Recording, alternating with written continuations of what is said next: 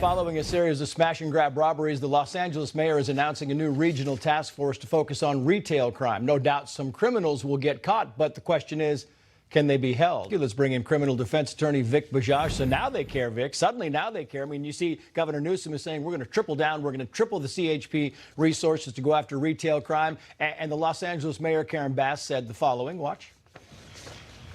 This is a task force to apprehend the suspects and to do anything and everything we can to prevent these crimes from taking place. And I don't believe that any of the crimes that we have talked about today would result in no bail.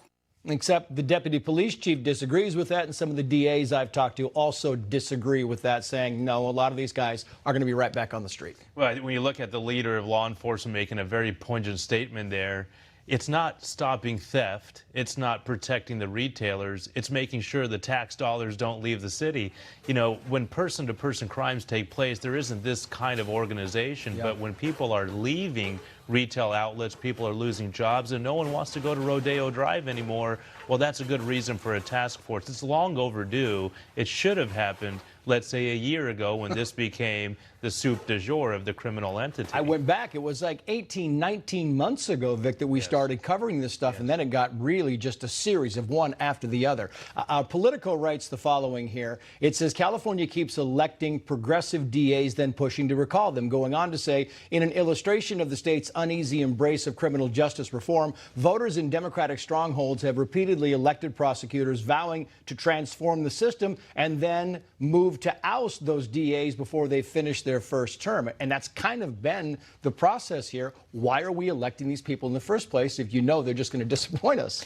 It's so popular, isn't it, Trace, to just wave a certain banner or a flag and say, hey, this is what the young generation, the voters want.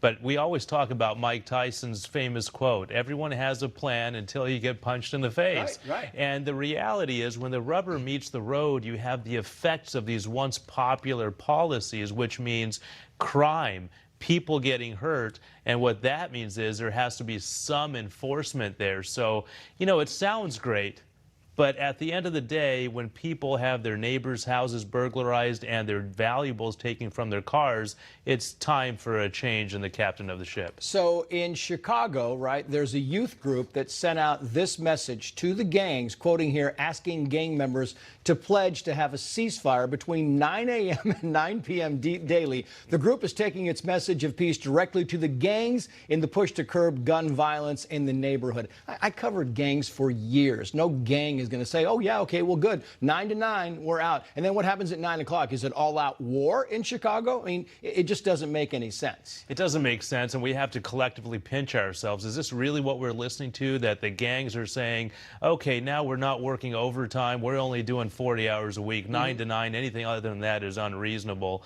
The reality is we've had a lot of talk lately about RICO statutes, racketeering statutes, long-standing enterprises. What you will see in cities like Chicago is the federal government will get involved, wiretaps will be utilized, and RICO statutes will be used because clearly at the local level, Chicago does not have a control over their own city. I wanted to play this video. This is a woman kind of waving a gun in the street, and I thought it's worth showing. I mean, I'm not sure there's a lot of news on this, but it's kind of one of the whole concepts where you have this person waving a gun at everybody around the street, Vic, and it's one of those things where, you know, this is happening in cities across the country, and we don't know the solution. I got 15 seconds for you. And that's how they knocked her down, by the way. They sideswiped her, and it was actually a good move because they arrested her. Yes, that's exactly right. This is an ongoing theme, as you say. We see it more often. Now, many times we don't see suicidal ideations until after a homicide has taken place. Here, this individual